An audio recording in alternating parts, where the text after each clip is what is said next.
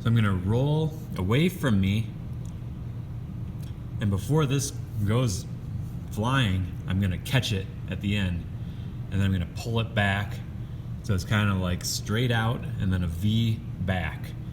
And gradually this is gonna start to elongate. I'm not really making too much contact with the clay itself. The clay is gonna bump along and flatten out any weirdness, and it's gonna make a nice round coil of clay. All right, let's give this a whirl. So as I'm coming back, I'm kind of stretching, kind of pulling the clay out a little bit as I pull toward me. And you can see it's gotten a lot longer. It's really nice clay. So I'm making contact here and then here.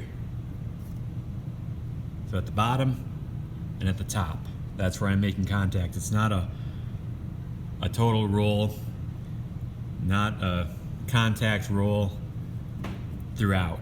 It's a release, catch, release, catch.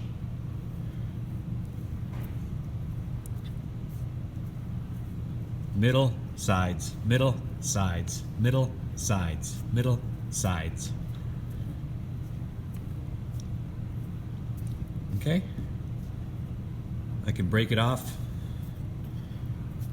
make a smaller coil, whatever diameter I need to suit my needs. If it starts to get weird, stop, drop, and coil. Whoa, where'd that come from? Roll one coil at a time. Don't roll a whole stack of these because they'll start to dry out. Always keep them covered until you're ready to use them.